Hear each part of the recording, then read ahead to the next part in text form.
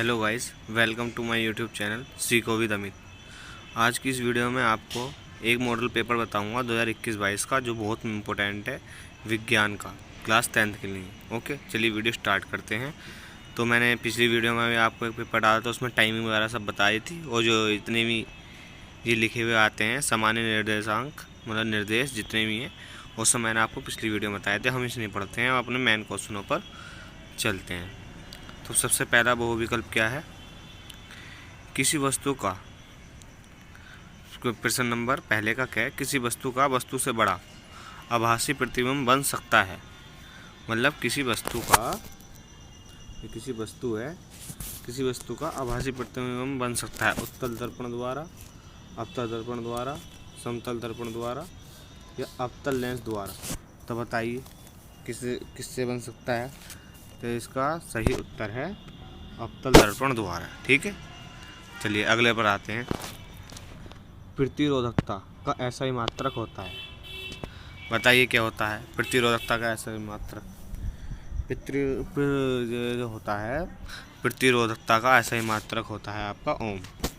ठीक, इसमें ओम metre square भी है, कूलाम भी है, वोल्ट मीटर भी है और ओम है। इसमें से है ओम। अगले अपने गै पर आते हैं। विद्युत धारा उत्पन्न करने की युक्ति को कहते हैं, क्या कहते हैं? जनित्र कहते हैं, एमीटर कहते हैं, गैल्वेनोमीटर कहते हैं, मोटर कहते हैं।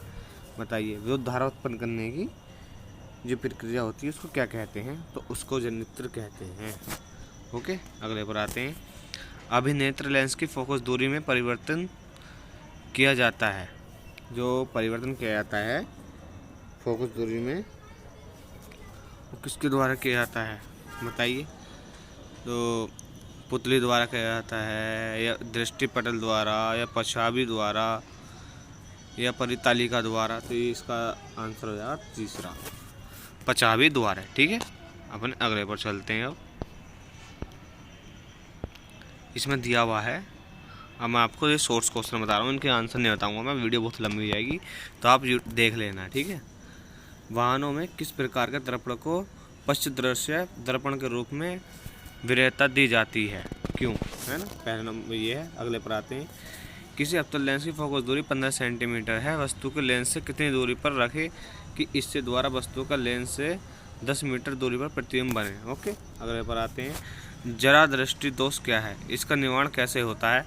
ये आपकी फोकस दूरी वाली लेंस वाली कॉपी में मिल जाएगा। ओके, अगले पर चलते हैं। प्रश्न नंबर क्या का पहला, ये आपका 4 नंबर का क्वेश्चन है।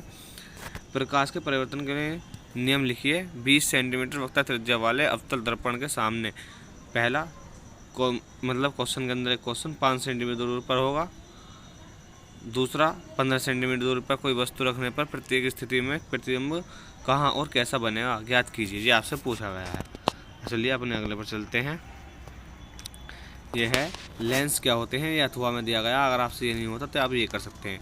लेंस क्या होते हैं? प्रकाशित गुणों के आधार पर यह कितने प्रकार के होते हैं? उत्तल लेंस के प्रथम फोकस तथा लेंस के बीच पर स्थिति वस्तु के प्रतिबिंब का बनना किरण आरेख खींचकर दर्शाइए। मतलब कि किरण आरेख खींचकर बताना है यहाँ पर किस बीच बनेगा प्रतिबिंब का बनना, मतलब किस जगह बनेगा प्रतिबिंब। अगले क्वेश्चन पर आते हैं। ये हमारा ख है। किसी चालक का प्रतिरोधक किन कारकों पर निर्भर करता है? दिए गए पदार्थ के किसी L लंबाई तथा A मोटाई तार का प्रतिरोध 4 ओम है। इस पदार्थ के किसी अन्य तार का प्रतिरोध क्या होगा जिसकी लंबाई 1/2 तथा मोटाई 2A है? ये आपका न्यूमेरिकल है, तो आपको ये सोल्व करके देखना पड़ेगा ज़रूर। ओके गाइस, अगला चलते हैं। मैं आपको मोस्ट क्वेश्चन बता रहा हूँ, ये सारे इतने ही अथवा में हैं। किसी विभवांतर की परिभाषा तथा मात्रक लिखिए। 10 ओम, 20 ओम, 30 ओम के प्रतिरोध यदि समांतर क्रम श्रेणी क्रम में जोड़ दिए जाएं तो समतुल्य प्रतिरोध की गणना करनी है। समतुल्य प्रतिरोध की गणना करनी है। इस वाले क्वेश्चन में 4 नंबर क्वेश्चन है गाइस, तो आप देख लेना है। सारे मोस्ट क्वेश्चन है, इतने मैं आपको बता रहा हूँ। क्वेश्चन नंबर 4 पर आते हैं। विद्युत मोटर का नामांकित आरेख खींचकर सिद्धांत तथा कार्यविधि स्पष्ट कीजिए। ये 7 नंबर का क्वेश्चन है, मोस्ट क्वेश्चन है। परिनालिका किसे कहते हैं? प्रणालिका चुंबक की भांति कैसे व्यवहार करती है? किसी क्षण चुंबक की सहायता से विद्युत धारावाही परिनालिका के उत्तर तथा दक्षिण ध्रुव का निर्धारण कैसे किया जाता है, ये आपसे पूछा गया है क्वेश्चन। ठीक है, अगले पर चलते हैं। अब ये आपका क्या है, केमिस्ट्री का पोर्शन। क्वेश्चन नंबर क्या है, Zn+Cu SO4 ZnSO4 + Cu रासायनिक अभिक्रिया किस प्रकार की है। मतलब कि अभिक्रिया जो है किस प्रकार की, ये आपसे पूछा गया है। तो अब मैं आपको इसे एक एक करके बताता हूँ। संयोजन अभिक्रिया, विस्थापन अभिक्रिया, द्विविस्थापन अभिक्रिया, विभाजन अभिक्रिया। तो इसका सही आंसर जो है वो है विस्थापन अभिक्रिया। ओके, अगले पर चलते हैं। जल की कठोरता को हटाने के लिए निम्न में से किसका उपयोग किया जाता है। बेकिंग सोडा, धावन सोडा, विरंजक चूर्ण, प्लास्टर ऑफ पेरिस। तो आप बताइए किसका यूज़ किया जाता है। तो इसका सही आंसर है धावन सोडा। ओके, ठीक है, अगले पर आते हैं। अगले पर ये चलता हूँ। निम्न में से किस यौगिक में OH ग्रुप जो होता है एक क्रियात्मक समूह है। मतलब कि क्रियात्मक समूह है। तो इसमें आपको क्रियात्मक समूह पूछा गया है, तो कौन सा होगा बताइए आप। तो मैं आपको बताता हूँ। इसका ये है ब्यूटेनॉल। ठीक है, सेकंड वाला ब्यूटेनॉल इसका सही उत्तर होगा।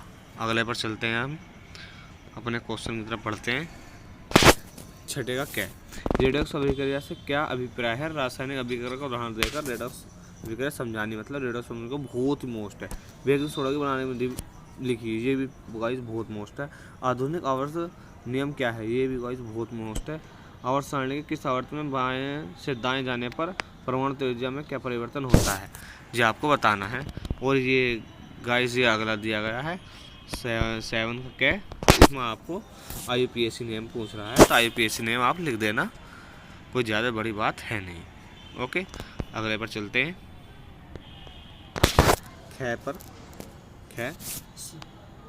संक्षारण किसे कहते हैं। धातुओं की संक्षारण रोकने की 2 विधियाँ लिखी। ये आपको शॉर्ट क्वेश्चन में अभी आपको लिखना। अब 8वें पर आते हैं अपने। इस 7 नंबर का एक क्वेश्चन है। निम्नलिखित पर टिप्पणी लिखी है। कार्बन यौगिक में प्रतिस्थापन अभिक्रिया लिखनी है आपको, साबुन की सफाई प्रक्रिया लिखनी है और समजातीय श्रेणी लिखनी है। ये आपको एक ही क्वेश्चन में है ये सब। अगर आपसे ये नहीं आते तो अथवा में है। निम्नलिखित का रासायनिक समीकरण लिखिए। मतलब कि समीकरण लिखनी है। एथेनॉल सोडियम के साथ अभिक्रिया करता है, ये लिखना है। एक नंबर की एथिल अल्कोहल को 443 ताप पर सांद्र सल्फ्यूरिक अम्ल के साथ गर्म किया जाता है और मेथेन को वायु में जलाया जाता है। एथेनाइक अम्ल एथेनॉल के साथ अभिक्रिया करता है। ठीक है, अगले पर चलते हैं अपने। मैं दिखाता हूँ आपको कौन कौन से है। एथेनॉल अम्ल सोडियम कार्बोनेट से क्रिया करता है। एथेनाइक अम्ल की सोडियम हाइड्रोजन कार्बोनेट के साथ क्रिया। एथिल अल्कोहल का क्षारीय KMnO4 की उपस्थिति में ऑक्सीकरण। ठीक है, तो ये सब आपको समझ में आ रहा होगा। तो चलते हैं अगले खंड गैय की तरफ। ये हमारा खंड गैय है, ये वाला हमारा खंड गैय है। मैं आपको इसका बताता हूँ, मतलब बायोलॉजी का है ये खंड। तो मैं आपको इसके बहुविकल्पों का आंसर बताऊँगा। तो क्या क्या है, निम्न में से कौन मानव के मादा जनन तंत्र का भाग नहीं है। मतलब कि मादा जनन जो होता है उसका भाग नहीं है। तो पहला है अंडाशय, गर्भाशय, शुक्रवाहिका या डिगवाहिनी। तो इसका जो सही आंसर है तीसरा, शुक्रवाहिका। ओके गाइस, इसका सही आंसर कौन सा है, शुक्रवाहिका। अपने अगले पर चलते हैं। अब जीवाश्म ऊर्जा का स्रोत होता है। तो इसका मैं आपको एक ही बार मंत्र बताऊंगा। पवन ऊर्जा, ये पहला है पवन ऊर्जा, सौर ऊर्जा, कोयला, जल विद्युत। तो इसका सही आंसर है कोयला। ठीक है, अगले पर चलते हैं। पवन चक्कियों का उपयोग किन कार्यों को करने में होता है। जब पवन चक्कियाँ होती हैं उनका किन कार्य करने में होता है। तो इसका सही आंसर है यांत्रिक ऊर्जा कार्य करने में। ठीक है, अगले पर चलते हैं। वे पदार्थ जो जैविक प्रक्रम द्वारा अपघटित हो जाते हैं कहलाते हैं।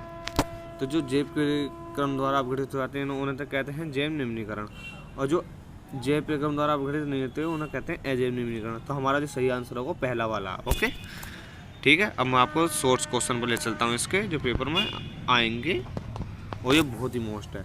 यह स्वपोषी पोषण के लिए आवश्यक परिस्थितियाँ कौन कौन सी होनी चाहिए, उसके उप उत्पादक क्या हैं। मतलब उप उत्पादक बताने हैं आपको। पुष्प के बीजाण का स्वच्छ नामांकित चित्र बनाना है आपको, ठीक है। जैव निम्नीकरण पदार्थीय जो जैव निम्नीकरणीय पदार्थ पर्यावरण को किस प्रकार प्रभावित करते हैं, ये आपको बताना है। अगले पर चलते हैं। 11th का क्या है, ये आपका 4 नंबर का क्वेश्चन है। 4 कायिक प्रवर्धन क्या है, उदाहरण सहित वर्णन कीजिए। मादा जनन तंत्र का स्वच्छ नामांकित चित्र बनाएं तथा इसका संक्षिप्त वर्णन कीजिए। ओके, आगे चलते हैं। लिंग गुणसूत्र किसे कहते हैं, मानव के लिंग निर्धारण की प्रक्रिया को समझाइए। जीवाश्म क्या है, अथवा में अगर आपसे नहीं होता जीवाश्म क्या है, वे जैव विकास प्रकरण के विषय में क्या दर्शाते हैं। ओके, अगले पर चलते हैं। मानव पाचन तंत्र का नामांकित चित्र बनाकर आमाशय तथा छिद्रांत में होने वाली पाचन क्रिया का वर्णन करना है, ठीक है। अगले पर चलते हैं। अथवा में पादपों में परिवहन से आप क्या समझते हैं, पौधों में जल भोजन तथा अन्य पदार्थों के स्थानांतरण को सब स्पष्ट करना है आपको, ठीक है। तो गाइस हमारा पेपर यहाँ पर एंड होता है। अगर वीडियो अच्छी लगी हो तो वीडियो को लाइक करें, चैनल को सब्सक्राइब करें एंड ऐसी और वीडियो देखने के लिए बेल आइकन को प्रेस कर लें।